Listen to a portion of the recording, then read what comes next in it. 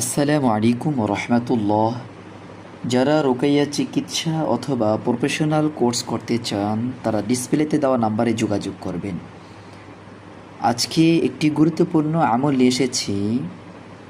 সহবাসে অক্ষম করার জাদু নিয়ে আজকে আলোচনা করব। প্রিয় বন্ধুরা, সহবাসে অক্ষম বলতে স্বামী অথবা স্ত্রীর যৌন মিলনের অক্ষমতা বোঝায়। তবে এরকম হলেই যে ধরে নিতে হবে জাদু করা হয়েছে, বিষয়টা এমন নয়। বিশেষ কোনো রোগ বা শারীরিক সমস্যা ছাড়া সহবাসে অক্ষম হলে তখন এতে জাদুর আশঙ্কা করা যেতে পারে। আল্লাহ তাআলাই সবচেয়ে ভালো জানেন। এই জাদুর সমস্যা সাধারণ পুরুষত্বহীনতা থেকে ভিন্ন। ছেলেরা এই জাদু দ্বারা আক্রান্ত হলে পুরুষের যৌনাঙ্গ অন্য সময় স্বাভাবিক থাকে, কিন্তু যখন সে স্ত্রীর কাছে আসে এবং সহবাস করতে চায় তখনই সে অক্ষম হয়ে পড়ে। অথবা এমন হয় যে একাধিক স্ত্রী থাকলে অন্য স্ত্রীর সাথে সহবাস সফল হলেও নির্দিষ্ট কোনো স্ত্রীর সাথে অক্ষম হয়ে যায়।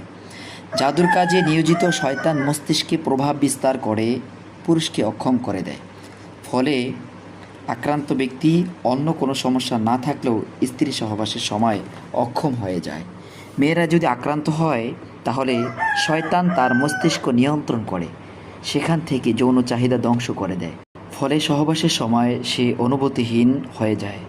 সহবাসে অক্ষমের জাদুতে আক্রান্ত হওয়ার কিছু লক্ষণ: বিয়ের পূর্বে সুস্থ থাকলেও বিয়ের পর ক্রমশ যৌন মিলনের সক্ষমতা হারিয়ে ফেলে। সম্পূর্ণ শারীরিক সুস্থতা থাকা সত্ত্বেও স্ত্রীর সাথে সহবাসে হঠাৎ অপারগ হয়ে পড়ে। মিলন পূর্ব সময়ে স্বাভাবিক থাকলেও মিলনের সময়ে পুরুষাঙ্গ দুর্বল নিস্তেজ হয়ে পড়ে।